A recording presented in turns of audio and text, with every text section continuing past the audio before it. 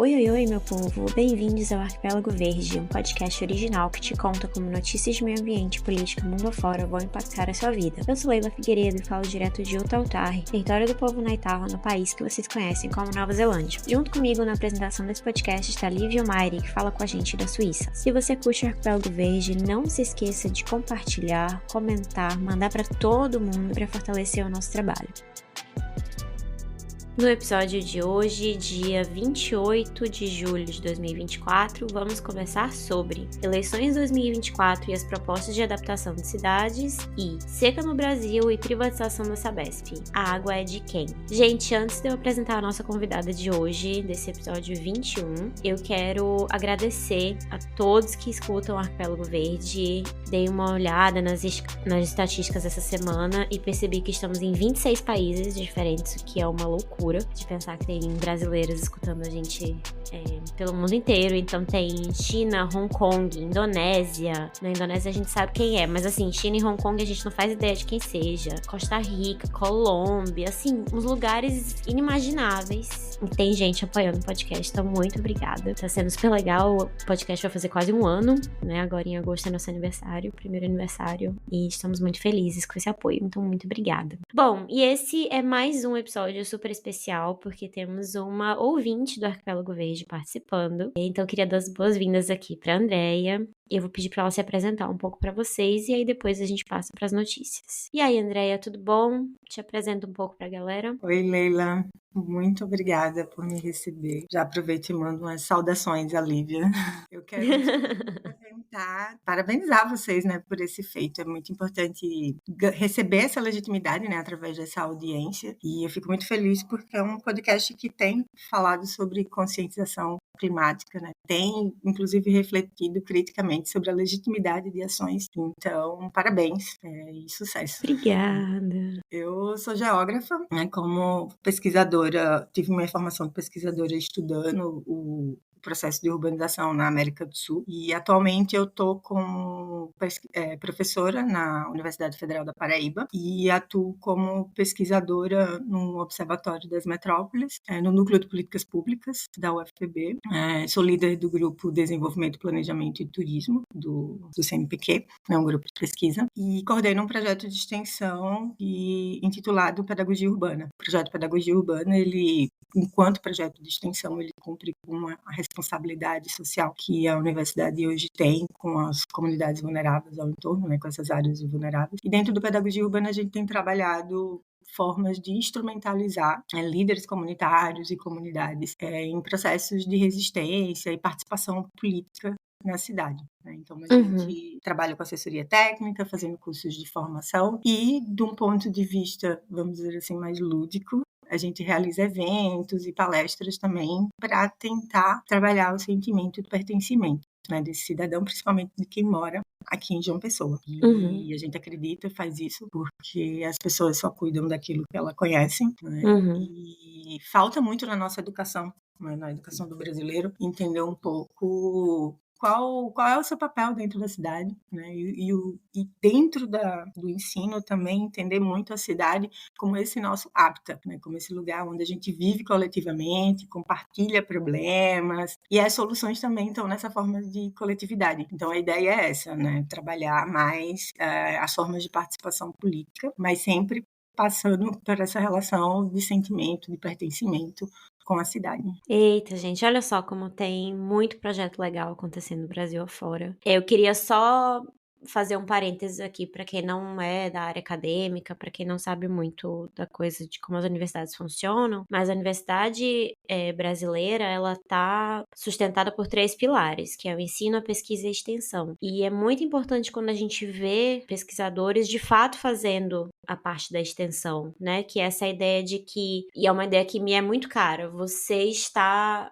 trabalhando, você está estudando numa instituição pública, portanto, é o dinheiro de toda uma comunidade, toda a sociedade que está pagando para você estar ali, bem ou mal, e a extensão é uma forma de retribuir isso, né? Então, é muito legal quando a gente tem pesquisadores fazendo projetos de extensão e fazendo projetos que deem essa autonomia, né, de pensar pertencimento, de pensar a organização da comunidade e tal, porque, pelo menos na minha visão, é para isso que a universidade devia servir. Mas é muito novo a extensão, essa valorização, né? Começa uma valorização agora da extensão no Brasil, e eu já vejo Uhum, particularmente dois grandes reflexos, assim. Bom, eu fiz a minha graduação, tudo, e eu não tive contato com a extensão. uhum, Mas assim que eu entrei na universidade, por eu ter vindo do terceiro setor, né, e ter trabalhado dentro de ONGs que atuavam fomentando, né, a participação política, então para mim foi meio que muito não inevitável uhum. continuar com esse trabalho, mas de uma outra maneira. E aí eu percebo que tem acontecido mais o reconhecimento de outros tipos de conhecimento, sabe, o Sim. conhecimento de comunidades tradicionais, da universidade colhendo, trabalhando e usando mais isso, e trazendo esse pessoal para dentro da sala de aula. Isso é muito bacana, assim, porque trabalha com autoestima e reforça, né, os saberes deles. E da ponta dos nossos alunos, querendo ou não, a universidade pública hoje no Brasil, ela é um lugar de privilegiados, né? Certos cursos, as pessoas Uhum. são muito privilegiadas. Então, às vezes eu me bato assim com alunos que eles não conhecem uma realidade muito próxima deles, ou seja, de viver em bolha mesmo, né? Então, essas áreas mais vulneráveis da cidade, às vezes, são até desconhecidas para eles. Imagina quando eles estão dentro de um projeto e que eles começam a ter contato com a realidade dessas pessoas. Eu acredito que isso muda do ponto de vista sensível, né, de subjetividade deles, e tornam eles profissionais mais humanitários, sabe? Eu tenho visto isso bastante e É. contente com essa transformação que tem acontecido. É. Não, e eu falo por experiência própria. Eu sou uma pessoa de classe média que não teve, sabe, a típica classe média branca brasileira, não tinha contato nenhum com outras realidades que não fosse de escola particular, entendeu? Fiz intercâmbio quando adolescente para aprender inglês, o que já me fez poder estar hoje, né, morando num país de língua inglesa. Então eu tive todos esses privilégios. Gente, posso falar? Né, criada numa família de servidores públicos, mas de classe média alta. E foi só quando eu cheguei na universidade e por conviver com outras pessoas na universidade que eu aprendi muita coisa. Né? Então, realmente é um espaço, e é por isso que a universidade faz a extrema-direita ter tanto medo, né? Porque é justamente um espaço onde você pode ter esses contatos, essas experiências, e realmente uma libertação pra quem vive numa bolha. E eu sei porque foi o que aconteceu comigo. Vamos lá, vamos pras notícias da semana, porque tem muita coisa que a gente precisa conversar. Andréia, qual notícia tu trouxeste pra gente? Bom, eu trouxe uma notícia que eu não sei se eu fico feliz ou se eu fico triste, porque ela toca num ponto muito sensível do que a gente quer falar, assim, de adaptações, e é muito bom saber que o governo está liberando recursos, mas eu fico Uhum. pensando nas incoerências internas, assim, sabe, das nossas políticas com relação ao enfrentamento, né, às mudanças climáticas. E nessa sexta, o governo anunciou o repasse de 41,7 bilhões em obras de mobilidade urbana e prevenção de desastres no Brasil. Parece muita grana, né, e óbvio, é muita grana, eu não consigo às vezes nem fazer esse cálculo aqui, Nossa, é, mas infraestrutura realmente é caro, né, mas quando a gente olha para é isso caro. aqui, eu fico muito triste de saber que 60% de toda a verba do PAC, ela está destinada para ações do petróleo e gás, né, então isso Oh, minha alegria durou bem pouco. respira, pode respirar.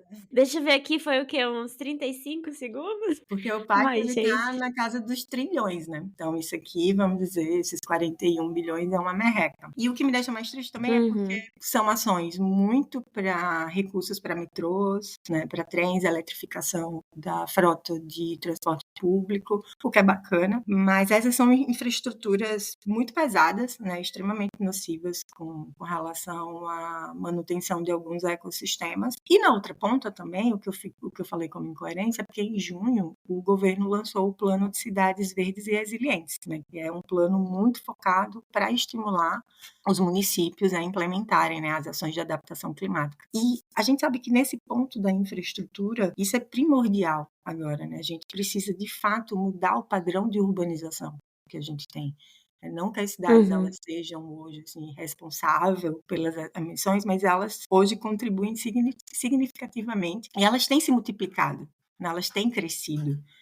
no nosso principalmente no território brasileiro. E aí eu estou falando das cidades médias, né, que vem ganhando muito destaque aí nos últimos 10 anos. Então, é uma notícia boa, né, porque vem esse recurso justamente para transformar isso, só que ela não toca num ponto que a gente deveria falar muito, que é sobre o desinvestimento nessas obras viárias que favorecem a circulação do transporte individual. Com Você vê certeza. um investimento muito forte nisso e nada de ciclomobilidade. Então, isso acaba deixando a gente um pouco frustrado, vamos dizer assim, né? Porque na outra ponta, Sim. qual é a notícia também que a gente tem? Paris liberando 65 milhões, né, de euros para o plano cicloviário da cidade, com respostas imediatas, positivas, assim, né, de tanto de volume de pessoas, agora de bicicleta, né, números de bicicletas que são compartilhadas dentro da cidade, quilometragem da malha cicloviária, equipamentos de suporte para isso, e que a gente sabe que é barato.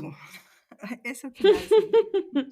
Não é caro, sabe? Gente. É uma infraestrutura que não é cara de se colocar. E na outra ponta, assim, o ciclista ele só vai mesmo para a rua, por mais que a gente tenha hoje esses revolucionários ativistas, né, que realmente fazem enfrentamento, tá aí raçudo. As pessoas só vão, de fato, escolher a bicicleta quando elas se sentirem seguras. Claro. A gente vive nessa cultura do carro, onde a bicicleta com carro, né, na rua, embora seja pública, a bicicleta seja prioridade dentro do Código de Trânsito brasileiro, mas Não é o que isso, não é, acontece, né? infelizmente, é difícil. Porque a gente faz parte de uma geração de que o carro foi o objeto de desejo. E a gente não entende, às vezes, assim, que a gente vive numa estrutura carrocrata. As nossas escolhas, por mais que a gente não queira optar pelo carro, mas elas passam por essa estrutura de poder do trânsito, a gente circula aí dentro da cidade por essa estrutura de poder do trânsito, a gente está muito condicionado por pequenas escolhas, assim, atos do nosso dia a dia, enfim. É o caso muito, por exemplo, da Holanda, Dinamarca, desde a década de 70, daquela crise energética, eles já optaram por essa transformação e hoje é uma sociedade que tem a bicicleta como meio de transporte mesmo, mas no Brasil a gente está muito longe. E nessa grana que o governo tá colocando nesse projeto de mobilidade, tu sabe se tem alguma coisa prevista para ações educacionais? Em vez de tentar vir do topo, seria começar pelas escolas? Quando a gente fala hoje nessa mudança na mobilidade, né, para uma ecomobilidade, vou nem falar mobilidade sustentável porque se confunde com essa coisa de eletrificação, mas para uma ecomobilidade, esse trabalho educativo ele é fundamental justamente para a gente criar rupturas mesmo com relação a essa cultura do carro, né? Mas não tem nada. O PAC ele é uma proposta muito de infraestrutura, né? É sempre são recursos mesmos para a infraestrutura. Então não tem nada de educação, mas infelizmente também não tem nada para mobilidade ativa. É muito o que eu coloquei assim no início, é eletrificação do transporte coletivo, que é muito bacana, mas no Brasil a classe média alta já vem falando dessa troca do carro para o carro elétrico, né? E o carro elétrico, a gente sabe, enfim, vocês até É que já o carro falaram. elétrico é a solução para o problema do carro, né? Não é solução para Ele não. reduz, ele mitiga nas cidades a emissão? Ok, mitiga, mas na outra ponta, né, a gente sabe o que ele Pois está é. causando. E mesmo dentro da cidade, porque é isso que um ponto, né, das minhas pesquisas que a gente toca é como essas obras viárias, elas são destrutivas para ecossistemas, né, porque geralmente são soluções que precisam superar alguma barreira ambiental, ultrapassar um rio, fazer uma ponte para evitar subidas e descidas, e nisso você está desmatando encosta, você está desmatando mata ciliar, e elas são caras também, são gigantes. Então, isso é um pouco assim do meu lamento, embora só essa ação da eletrificação do transporte público ela é muito boa. Todas as grandes capitais, porque são cerca de 56 municípios, né, que vão receber isso aí. Se esses 56 municípios eles de fato mudam a sua frota, é um impacto bastante interessante, porque a gente que vem trabalhando, a gente percebe que o transporte, né, quando a gente olha para a questão de emissões e divide por setores dentro da cidade, e a gente vai ver o transporte, ele é responsável por cerca de 40% das emissões das cidades no Brasil. O sistema bastante. de emissão, 40%. E o automóvel, dentro desses 40%, ele é 70% responsável. É muita E o coisa. resto fica assim com o transporte público. Então já vai ter uma queda muito significativa, né, com relação questão das emissões, isso acontecendo. Às vezes, quando a gente fala, olha, tem que ter cuidado com essa eletrificação, olha, tem que ter cuidado com o que os governos estão colocando dentro dessa lógica desenvolvimentista, do que os governos estão colocando como o transporte do futuro, como será a malha viária do futuro e tal. Porque no Brasil, me assusta muito, profundamente. Primeiro, essa coisa do agora tudo é carro elétrico, ninguém sabe de onde vem a bateria do carro elétrico, procure saber. E segundo, todo mundo virar e dizer o trem. Ah, porque o Brasil tem que ter trem. Ah, porque não sei o que do trem. E aí eu acho que a tua pesquisa, né, que mostra esses impactos ambientais. Gente, uma ferrovia é um muro. Vocês não sabem o que é uma ferrovia. Quem acha que o Brasil, um país capitalista dependente, sabe? Que transporta minério e sangue pro resto do mundo. Quem acha que vai ser construído trem no Brasil para transportar gente, para lidar com a crise climática, vocês não sabem o que é capitalismo dependente, vocês não sabem o que é Brasil. Tu tava fora do Brasil, irmão? Trem no Brasil sempre é construído para transportar minério, para transportar commodity. E ele nunca passa na ele nunca passa na Faria Lima, ele não passa nos Jardins, esse trem não passa no Renascença. Pense aí o bairro chique da sua cidade, o trem não passa lá, o trem vai passar na periferia, como passa em São Luís, vai passar nas comunidades tradicionais, rurais, então assim, me assusta muito. Imagino vocês que trabalham com isso, deve ficar bem complicado também. Mas me assusta muito. O pessoal eco, verde, falar não, porque agora é tudo elétrico, não, porque agora é trem, porque não sei o quê. Gente, olha. E o que eu fico mais assustada ainda, assim, é porque, bom, supostamente, né, a gente tá com governantes cientes do problema, que antes era mais a ciência, né, consciente. Agora os governantes, eles estão cientes de que eles têm uns problemas. O que me deixa triste, né, porque nessa quadra da história, vamos dizer assim, que a gente tá, o que nós temos é políticos fazendo greenwashing, né, ou seja, pegando verba que deveria ser de fato aplicada para a gente iniciar esses processos de transformação, até, na minha perspectiva, eles deveriam até ser mais revolucionários, mas fazendo greenwashing. Gente, o capitalismo verde, ele tá aqui para salvar o capitalismo, né? Não tá aqui para salvar as pessoas. Ai, meu Deus. Vamos lá, porque... Tem as eleições, né? E vem as eleições. Então, eu ia te perguntar isso. Como é que tu enxergas esse cenário na questão da mobilidade urbana e essas eleições municipais? Porque a impressão que eu tenho, vendo notícia, é que a gente não tá mais nem pensando em 2024, já tá pensando em 2026. Isso me assusta muito, porque parece que tudo relacionado à zeladoria, adaptação nas cidades, mitigação, enfim, tudo que a gente já sabe que tá lá no Estatuto das Cidades, né? Enfim, parece que tá tudo meio que perdido, né? Todo mundo só tá pensando na próxima eleição. Depois do que aconteceu no Rio Grande do Sul, eu imaginei que esse debate ele fosse vir com mais força, né? Porque ficou muito claro o quanto as cidades brasileiras, elas estão frágeis para isso. E olha que a gente estava falando de Porto Alegre, que foi uma das primeiras cidades que fez seu plano de mudança climática. Uma das primeiras no Brasil, aí depois de São Paulo, tudo. Então ela tinha um plano, e esse plano falhou. E por várias coisas, né? Em vários momentos, vamos dizer assim. Ele falhou desde a sua concepção, né, até a operacionalização. Então eu imaginei que esse debate ele viria mais forte, mas ele não está. Aparentemente, a gente está começando agora, né, as corridas, a eleição mesmo, agora em agosto, que a gente vai ver todos os pré-candidatos se colocando de fato como candidatos. Mas eu não tenho visto muito debate sobre isso no Brasil, nem aqui na cidade que eu estou. Mas a mobilidade urbana, sim, vai ser um grande tema dessas eleições.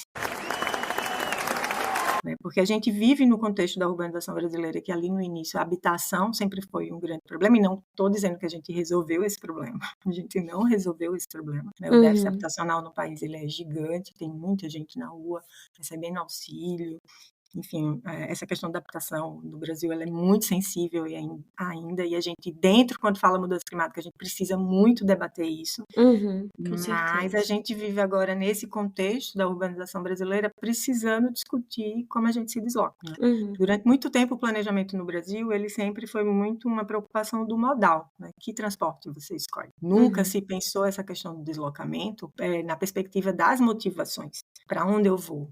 Por que eu vou? E essas motivações, elas estão relacionadas com o zoneamento urbano, com o planejamento do uso e ocupação do solo, com o plano diretor Isso fala direto com o plano diretor, com zoneamento de cidades. Então, o debate ele tem se aproximado mais disso, né? Pelo menos a nível nacional, essa é a orientação, que os municípios eles elaborem seus planos diretores coadunado com os planos de mobilidade, no sentido de pensar esses corredores, que esses corredores, né, eles sejam de um uso mais misto, busque o adensamento, e isso vai ser muito dessa corrida eleitoral. E no Brasil, eu não sei se vocês ouviram falar, né, mas é um movimento que tem crescido no mundo, que é o Tarifa Zero, né? Tem crescido muito o debate. Eu ia perguntar disso agora. E Tem aí? crescido muito. Acho que no Brasil hoje tem mais de 100 cidades com o Tarifa Zero, mas o Tarifa Zero para a gente ele ainda é uma questão muito nebulosa, porque ele depende, claro, de vontade política, mas dentro dessa vontade política ele pode ser um modelo que vá favorecer muito mais o empresariado do que a sociedade civil, sabe? A partir do momento que se pensa, né, em novas formas de arrecadação para a contribuição da mobilidade, esse repasse ele pode acontecer muito para essas empresas, porque no Brasil a gente fez isso, né? Concedeu o transporte público para empresas privadas. A gente fala de transporte público, mas é uma incoerência, a gente só devia falar de transporte coletivo. É Na verdade. maioria das cidades, o De município, público não tem quando nada. muito ele faz, ele é gestor. Ou ele é fiscalizador. Uhum, Quando uhum. muito ele faz, né? Dificilmente ele está participando ali do processo operativo. Ele concede mais a infraestrutura, né? Trabalha nessa questão de infraestrutura, mas é muito difícil. Assim, no Brasil ainda é muito novo esse debate, porque ele começa ali em 2013. A Política Nacional de Mobilidade Urbana, ela foi aprovada em 2012, ela catalisa um pouco o movimento de 2013, que por sua vez coloca o transporte para a gente como direito constitucional. Ele não era um direito constitucional, né? Ele se torna um direito constitucional, e ao se tornar esse direito constitucional, ele tem mudado toda essa engenharia, né, institucional brasileira, vamos dizer assim, de como financiar e como fazer a gestão, o planejamento e gestão disso também. Então, isso é muito novo, está sendo debatido dentro do Ministério hoje, tanto do Ministério das Cidades como do Ministério do Transporte também, né? Vem se discutindo muito a questão do SUM, que é um Sistema Único de Mobilidade. A ideia é fazer um sistema de compartilhamento, né, entre governo, estado e municípios, tirando o aprendizado que a gente tem do SUS. Então, isso eu acho muito interessante. É muito interessante, porque o que a gente viu foi que vários municípios saíram numa corrida para elaborar seus planos de mobilidade. Por exemplo, João Pessoa não tinha um plano de sistema de transporte, mas de mobilidade não tinha. E saiu uma corrida fazendo tudo muito às pressas, sem respeito da participação popular, para receber os financiamentos do PAC, porque você só recebe se você tiver um plano. Claro. Então, saiu muita coisa, assim, apressada, né, feita de qualquer jeito. E com a pandemia, o problema se acentuou, porque se viu que o modo como dessas concessões acaba ficando até muito caro para o Estado. É muito, muito caro. O governo brasileiro teve que dar subsídios, o governo federal, né, teve que dar subsídios não só para os municípios, para eles manterem os acordos das concessões, como também teve que dar subsídio para a empresa. Então, a conta pesou e tem se refletido agora em como fazer o financiamento, né, dessa questão no Brasil, que é primordial. Quando a gente fala de transporte, assim, a mobilidade urbana especificamente, a gente fala de direito à cidade, né? Ou seja, é a condição básica para você ter acesso à saúde, a lazer, à educação. Então, e é direito à cidade, não estou falando nem o direito à cidade do ponto de vista desses direitos sociais, dispositivos de direito à cidade num sentido mais amplo, filosófico, de você poder ir e vir, sabe? Usufruir de uma cidade. Então, isso tem transformado muito na escala nacional essa reflexão, e agora eu acredito que nas eleições isso deva vir com muita força. E aí esse episódio virou uma entrevista com o André, pelo que eu tô vendo. E tá vendo como é maravilhoso? A gente tem um especialista na área, tá vendo que vocês precisam apoiar trabalho de especialista? E aí agora, então, eu quero a opinião de Andréia no assunto que eu vou trazer hoje. Também tem essa coisa do público e privado. E eu quero falar com vocês hoje sobre a tal da Sabesp. Mas vamos dar um passo pra trás, que é a Companhia de Águas e Esgoto de São Paulo. Mas vamos dar um passo pra trás, porque eu quero dizer pra vocês que dados do CEMADEM dessa semana dizem que 1 em cada 5 municípios do Brasil estão em situação de seca severa ou extrema. Vocês estão de sacanagem! O CEMADEM divulgou esses dados, hoje é dia 28, eu acho que foi dia 25, tá? Então são dados bem recentes. Os estados mais atingidos são Acre, Amazonas, Pará, Minas Gerais e São Paulo. A maior parte das cidades está em São Paulo, em Minas Gerais, nessas cidades em seca, mas se você olhar o Twitter da galera do Acre e do Amazonas, você sabe que a situação lá também tá bem complicada. Então são 918 cidades em seca severa e 106 com seca extrema. E aí, gente, uma pausa, né? Para falar para vocês uma coisa que a gente já sabe, mas não custa repetir. A umidade produzida pela floresta amazônica e os seus rios voadores, ela bate na barreira enorme, né, que as montanhas dos Andes fazem, e essa umidade vai pro sudeste brasileiro, pro Pantanal e tal. E é assim que a chuva cai no sudeste. E aí, a gente lembra... Os rios voadores. Os rios voadores, pois é. E aí, a gente lembra que em 2023 a gente teve aquela situação pavorosa na Amazônia, né, com populações tentando pescar e não tinha água, botos encalhados, milhões de peixes no seco, enfim, um negócio absurdo. Então não tem umidade na Amazônia. E aí não vai ter chuva em São Paulo, tá? Então tá tudo conectado. No site do CEMADEM você pode ver um monte de informação dando conta de que essa seca generalizada já tá afetando o ciclo de culturas agrícolas e o sistema de abastecimento de água. Inclusive, em maio e junho, o CEMADEM mostrou que a bacia do Rio Madeira, lá no norte, tá em seca excepcional, que é o nível mais alto da escala. E que a bacia do Rio Tocantins, também lá no norte, tá em seca extrema, que é o segundo nível mais alto. Enquanto isso, o sistema Cantareira, que é o reservatório de água que abastece a região metropolitana de São Paulo, que é a maior da América do Sul, já está operando em seca de intensidade severa. E aí, dando esse preâmbulo, eu quero discutir com vocês e com o André o seguinte: essa semana, o militar, liberal, bolsonarista, governador de São Paulo, Tarcísio de Freitas, aproveitou que estava todo mundo olhando para aquela palhaçada pataquada, patuscada nos Estados Unidos, e ele finalmente conseguiu cumprir o seu maior desejo de campanha, que foi privatizar a Sabesp. Um babacão! Que é a companhia de saneamento básico do estado de São Paulo. E aí, você que acompanha o mínimo de política desse país, você já deve saber que o Tarcísio fez campanha dizendo que a maior meta dele era privatizar a Sabesp. Eu achei uma reportagem de 17 de janeiro, 16 dias depois dele ter assumido o cargo, 17 de janeiro de 2023, e ele diz que ele vai privatizar a Sabesp até o final de 2024, porque isso vai fazer com que haja uma universalização. Podem me enganar uma vez, mas não duas vezes. E aí a gente entra na discussão que a Andrea estava falando, da coisa do que é coletivo, do que é público, do que é privado. Porque o que esse canalha fala de universalização do serviço que vai acontecer porque vai virar uma empresa privada. A Sabesp já estava encaminhada para atingir a tal universalização da disponibilidade de água e saneamento básico. Já estava encaminhada, não era a privatização que ia fazer isso. O governador, os deputados estaduais e a mídia hegemônica brasileira está dizendo que se privatizar uma companhia que promove serviços básicos, gente, saneamento, esgoto, água, é básico, é o básico da dignidade humana. Não estamos falando aqui, entendeu? Isso não é colar de diamante, não é... É uma coisa básica. O que essa galera tá falando é que, e aí é o clássico coisa neoliberal, né? O Estado, e aí, né, o Estado com E maiúsculo, ele não tem o lucro como objetivo, certo? Todos nós sabemos disso. O Estado, ele funciona para que todo mundo supostamente tenha bem-estar, tenha várias garantias e direitos e tal. O Estado, ele não tem um lucro como objetivo.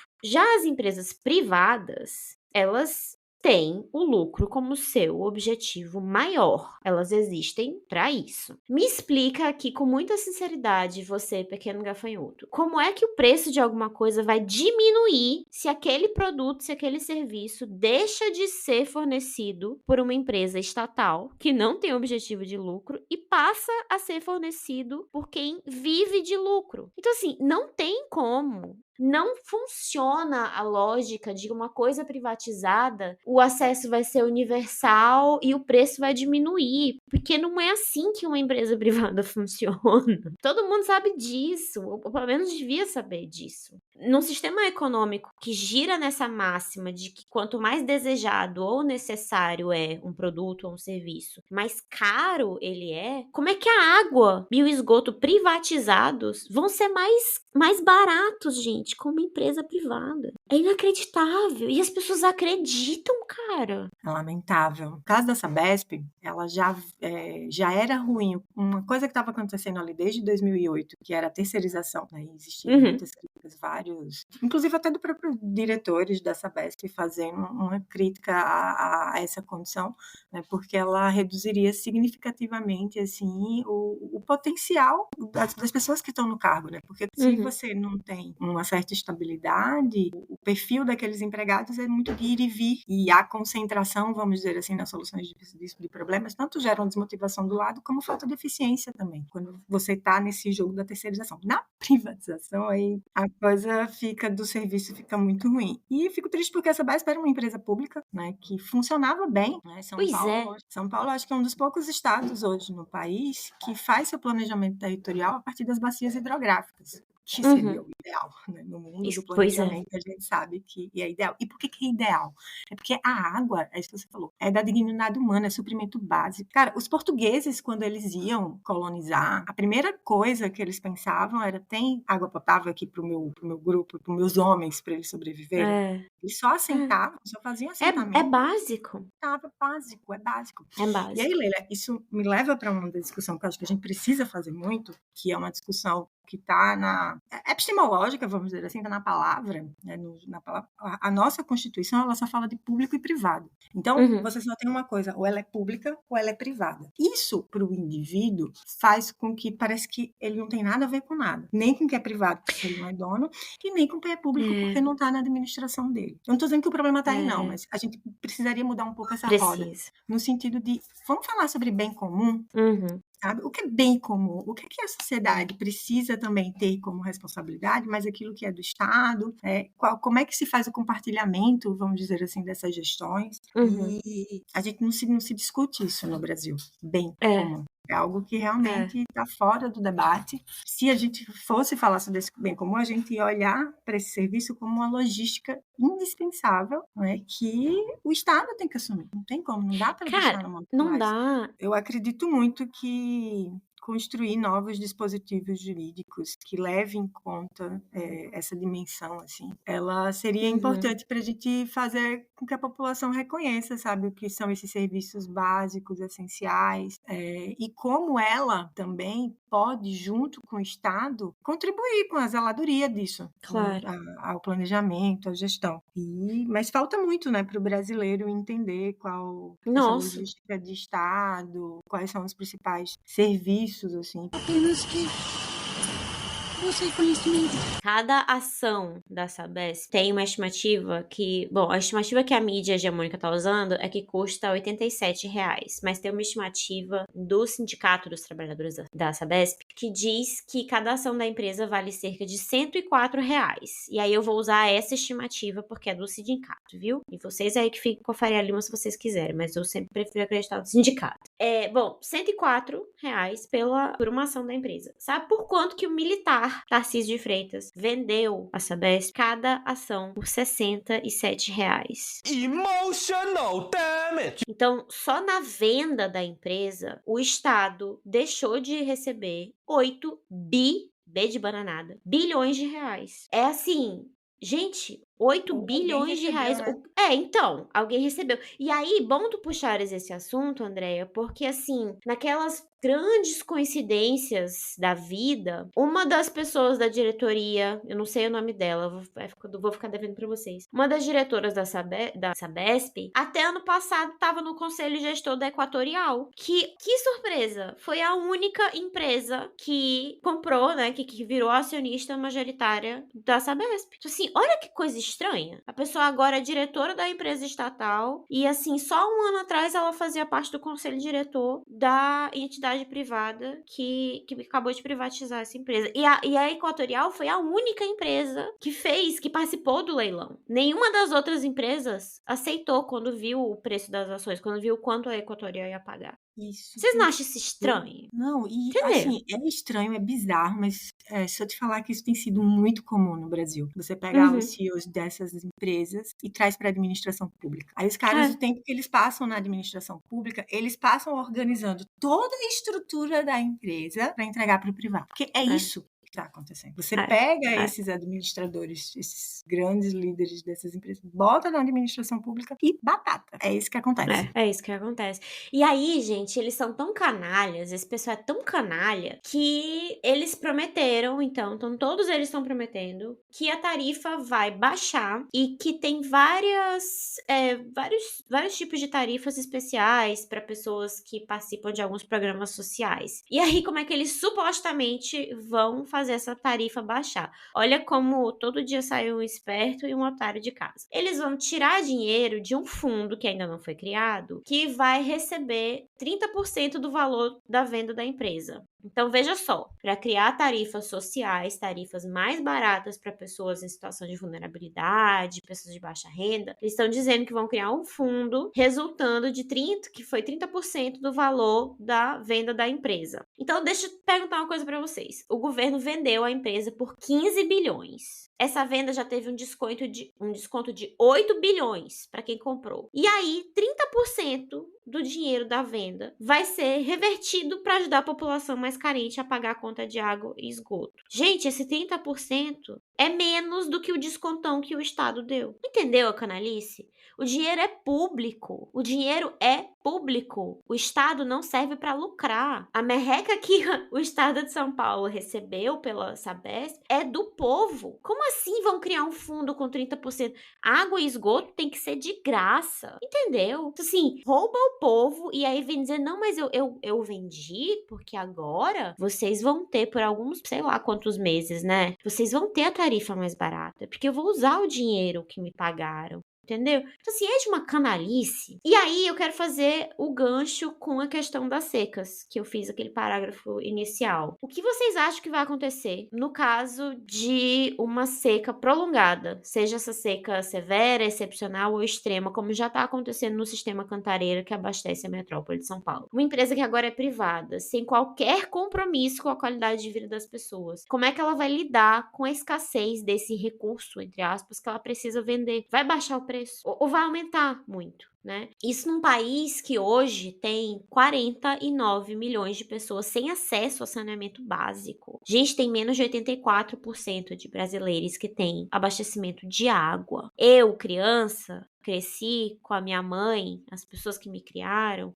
carregando balde de uma caixa d'água que só tinha água uma vez por semana, de madrugada. Elas iam lá, ligavam a torneira, botavam na caixa e todo dia de manhã a gente banhava com essa água de balde. Eu, classe média. A gente tem um país onde as pessoas não têm esgoto, cara. E você simplesmente vende a preço de banana uma companhia estatal estratégica do estado mais rico do país. E aí, o que me dói é saber que a Europa tá reestatizando todo o seu sistema de saneamento. Então, vocês já devem ter visto isso aí, né? Tá tudo voltando a ser do Estado porque todo mundo percebeu, e aí isso aconteceu na França, aconteceu na Espanha, já aconteceu na Itália, na Alemanha também. Todo mundo percebeu que não tem nenhum dos grandes benefícios com a privatização, nenhum deles acontece. E o que acontece é você ter um setor estratégico na mão de pessoas que não têm o menor pudor de deixar todo mundo vivendo na lama e no esgoto. E aí, assim,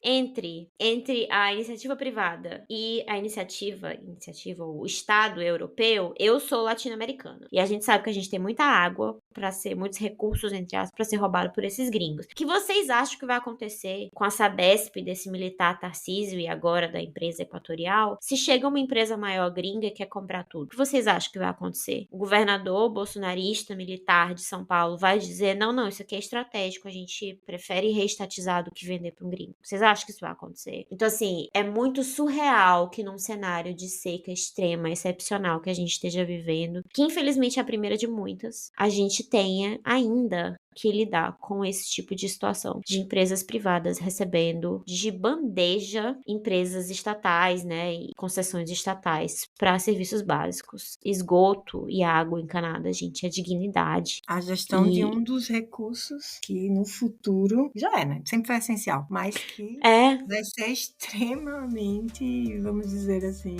raro. Vamos passar então para nossas indicações para não perder a ternura. Dessa vez, só a Andrea vai trazer a indicação. Puxar a sardinha um pouquinho pro meu lado, né?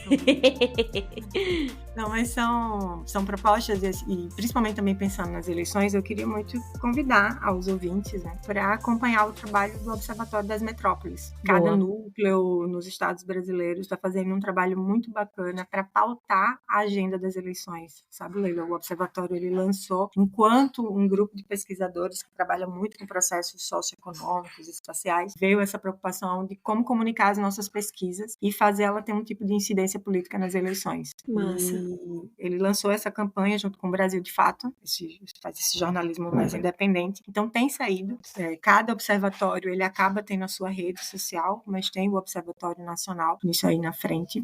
Tem tanto página, né, como o próprio Instagram, que é o Observatório das Metrópoles mesmo. Uhum. E uma outra indicação, aí mais para quem quer adentrar mais no mundo da ciência, ou quem está no mundo da ciência e quer ficar um pouco mais próximo da sociedade civil. O INCT também, o Instituto Nacional de Ciência e Tecnologia, se consolidando no Brasil hoje, que é a ciência cidadã, né? E a ciência cidadã ela tem como objetivo maior, vamos dizer assim, que é justamente instrumentalizar a sociedade civil, tanto do ponto de vista de repertório conceitual da narrativa, né, para poder debate, mas também e principalmente de coleta de dados, a coleta de dados e a oferta desses dados em plataformas públicas, né? Ou seja, cada vez mais democratizar, vamos dizer assim, o conhecimento científico a partir de dados compilados de maneira com metodologias muito bem pensadas, fazer essa relação, um agir comunicativo da ciência mais eficiente. Então, são 2 INCTs, né, que é Instituto Nacional de Ciência e Tecnologia do país, que vale muito a pena conhecer o trabalho que está sendo feito para poder fortalecer, para nos fortalecer de alguma maneira. Massa. Gente, vamos acompanhar, né? Eu espero que vocês que escutam esse podcast, apesar de todas as desgraças que a gente fala e de toda a raiva que a gente passa, eu queria muito que essa mensagem ficasse de que, apesar de tudo isso, outra realidade não só é possível, mas como ela vai acontecer, e justamente porque tem pessoas maravilhosas fazendo esses trabalhos. Então, escutar a Andrea, não só as indicações que ela tá trazendo agora, mas tudo que ela falou, me mostra que a gente tá, assim, pertinho, sabe? Falta dar um passinho pra conseguir chegar lá. E eu acho que a gente vai chegar, assim, muito em breve, né? Maravilha. Olha, eu otimista. Nunca fui otimista na vida. Eu Me queria deixaste esperançosa. agradecendo muito, muito, muito por esse espaço. Foi um prazer falar contigo. Já tinha falado antes que eu adoro o seu sotaque. Adoro. Adoro o Nordeste também, né? Mas é diferente e, enfim, sou uma admiradora mesmo do trabalho de vocês, tá, Leila? Obrigada. A Lívia também. Obrigada. A Lívia é geógrafa, então, parceira aí. E, enfim, Gente, muito feliz da oportunidade de falar um pouco do que eu venho fazendo. Fico muito contente sempre quando vocês dão, eu diria, essa espécie de conselho, né? Quer fazer algo? Acho que é uma coisa que vocês falam muito. Quer fazer algo? Procura um coletivo próximo, né? Procura uma comunidade próxima. É isso aí mesmo, é se engajar, né? A gente precisa fazer engajamento social pesado, né? E tem muita gente fazendo. É isso que você falou. Tem muita. Mas, infelizmente, as notícias são sempre, né? O fluxo de notícias é outro. Mas é isso. Muito obrigada. Sucesso aí pra vocês. Eu que agradeço. Volte. Tu vais ter que voltar de novo, tu sabes, né? Agora que a gente conversando, eu já tô pensando que a gente vai fazer, tipo, um central das eleições. Cara, eu e aí... isso agora. Eu fazer alguma coisa pras eleições.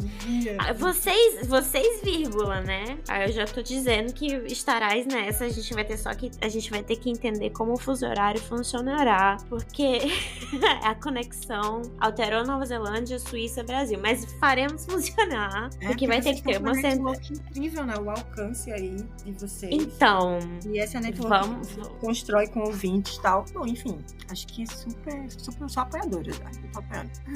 Pois pronto, está intimada. Fica aqui o meu registro, esse episódio 21. André está intimada. Faremos. Olivia, quando você escutar isso, eu espero já ter te mandado uma mensagem no WhatsApp avisando. Mas faremos episódios especiais sobre as eleições municipais e André voltará aqui. Bom, maravilha. Pois é. É isso, minha gente. Simbora. Bom dia pra Andréia. Agradeço especialmente ela ter acordado 6 horas da manhã de um domingo, gente. Coitado. Pra fazer essa gravação, que tinha uns problemas técnicos no sábado à noite. E eu tô indo dormir, que já são 11h30 da noite. Eu já tô aqui com a Avatar desligando. Mas um bom dia pra vocês, um bom dia pra Andréia. E a gente se vê no episódio 22. Tchauzinho.